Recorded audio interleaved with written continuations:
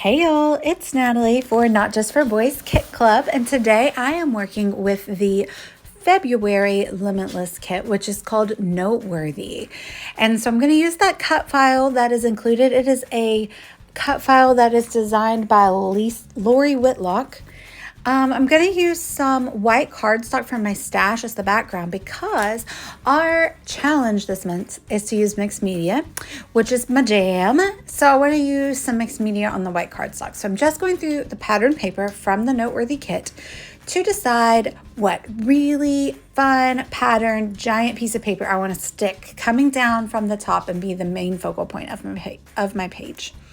So while I'm looking through those, I will show you the two photos. On the right are me and my adult friends, and then our two families together, besties, and we have this fun family selfie, and then adults only selfie from our friend's 40th birthday. So I decided to scrap these. I made them black and white to go with the kit. I've cut down this strip of paper. This is the Uniquely Creative Main Street collection, and this paper is called News Agency. I'm just trimming it down a little bit more because I want to just do some mixed media that peek out from all the sides of the paper, and it was not quite skinny enough to leave some white space. So I also grabbed a black cardstock that I want to use to mat the paper. I'm going to rough up the edges really, really well. I want them to look nice and distressed, even see the back side a little bit of the paper. It is a double-side page. And then I think I inked it up. I definitely roughed up the edges of the white cardstock and inked that one up. So it's nice and distressed the way I like it. This paper really reminds me of old school basic gray. I'm not sure how long you guys have been scrapping. I've been scrapping a real long time. And basic gray was one of my favorite. Dingy, grungy, super cool. And I'm loving that that style is back. And this Uniquely Creative brand, I think it's out of Australia. And they are giving me basic gray vibes, and I'm here for it. So I'm just matting that paper, and I'm going to kind of follow the same tear line and just a little bit peek out at the bottom to, again, mat it. And that black cardstock is from my stash. So you can see over there on the right, I've pulled out a bunch of the die cut ephemera that is from the Limitless kit. It is from Uniquely Creative as well, the same creators of this paper. And it is from their Main Street collection, and it's just called Main Street Ephemera. So I'm kind of showing you the layout of the page, how I'm going to put it down. That's how I'm going to put the photos. The cut file will nestle really nicely in there. I'm trying to decide what heat embossing powder that I want to put on it.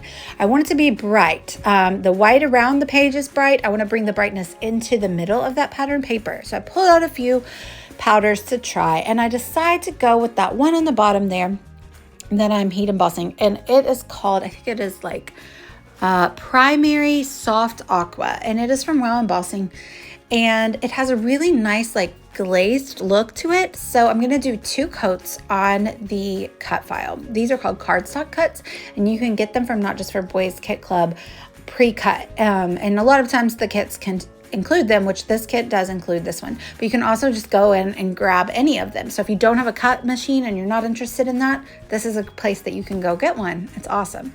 So I just inked up that cut file that was already pre-cut for me with my heat embossing powder, and I just covered it with that lovely aqua powder, and I'm going to heat set it now with my gun.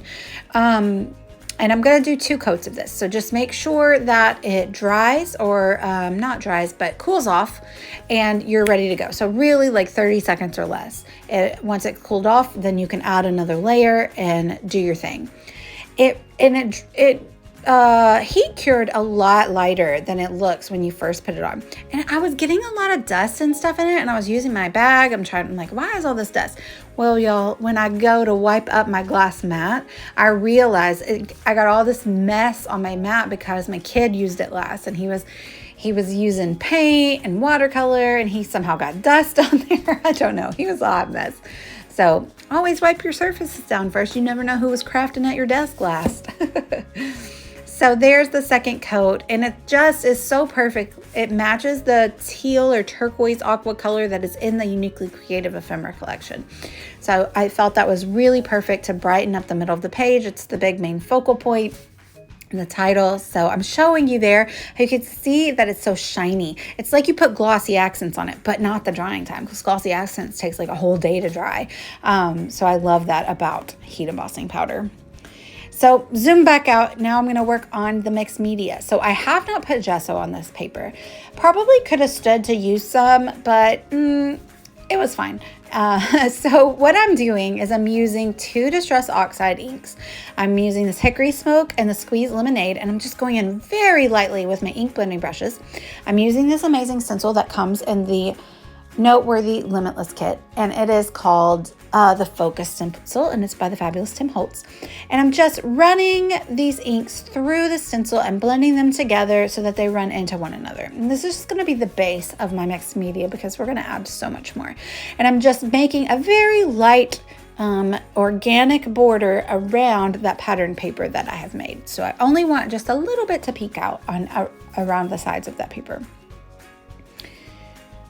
Very lightly, because those colors can be really dark or really bright, and so I just wanted them to be light. So I would just really have a light hand on the brush. I actually was spritzing my brush with water as well.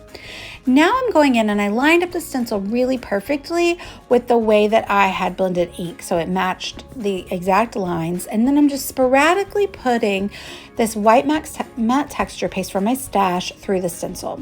And then I'm sprinkling this Paper Artsy. It's a pigmented powder, and it has a bunch of different pigments in the same powder. And when you don't blend them or mix them with water, if they sit on top of this texture paste, then you can kind of see the individual pigments.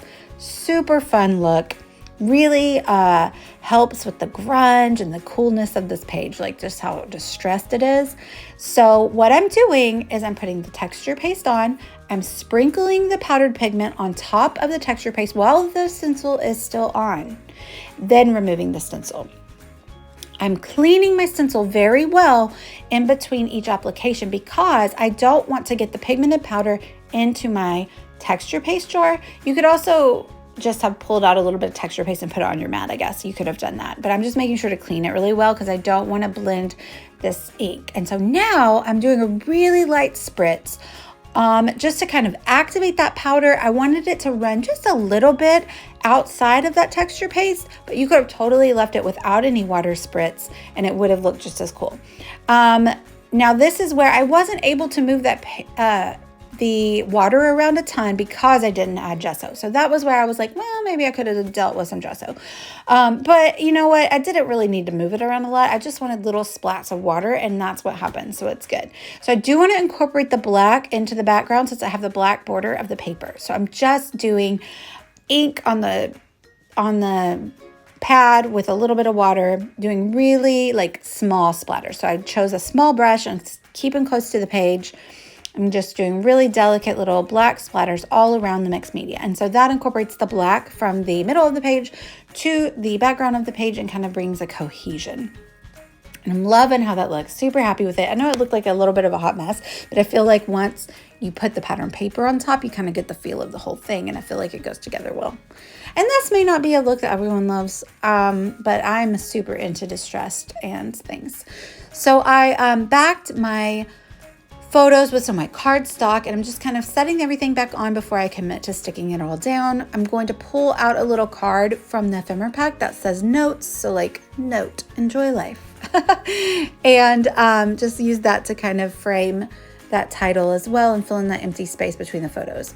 And then I pulled out a bunch of the ephemera. A lot of the ephemera has to do with birthdays, but a lot of it doesn't, so you can kind of mix and match. But we were actually celebrating my friend's birthday, so it really worked out well. So I kind of I pulled out some green, but I actually ended up not using any of the green because I hadn't used green anywhere else on the page. So I stick with the yellow, the black, and the turquoise. I might do a couple of the beige, but I really think they're mostly yellow. They just kind of show as beige on the camera a little bit. So I've kind of decided exactly what I'm using. And then I decided that the cut file does need to be popped up. And so this is a little bit time consuming because I used some foam tape to go around all the back of that delicate little cut file, but it is worth it. I love the dimension that it gives, and it sticks up just a little bit off of the photos, and I love it. Really helps bring home the point of that being the focal point. So I'm just using my little, that's a crystal picker-upper. that's the official name, to squeeze in little bits of foam tape that were maybe sticking out.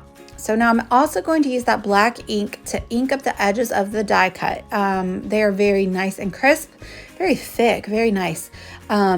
I didn't distress them, but I did want to ink them up with that black to help them kind of pop off of that pattern background. So I'm just sprinkling them around the page. Some of them I'm popping up on some foam tape. Some of them I'll stick directly to the page. I really like the little geotags, like "You are here," because his wife chose, well, like one of our favorite places that we like to go to eat dinner. That's like a local place around town. We live on the lake. Well, we don't live like on the lake, but we have a lake in our town, and they recently bought a boat. And so like we're all about that boat life now. The best part of the best part of boat ownership is when you just have friends that have a boat and you don't have to have a boat. Pro tip for life. That's how you enjoy life. Way less stress that way. We love them. So, but yeah, so she picked our favorite like local place that's on the lake, and we went to have dinner. And that's going to call it quits. I'm really loving the way this layout turned out. It's kind of a unique color palette for me, not one I normally use. So I was really enjoying it, having fun. Check out the stills here. I'm going to link down below to the blog. I have a whole full blog post where you can see all of the close-up photos and the link to the store as well. If you would like to pick up your own kit, there's still a few left. Thank you guys so much for watching, and I'd love it if you like and subscribe. Bye, y'all.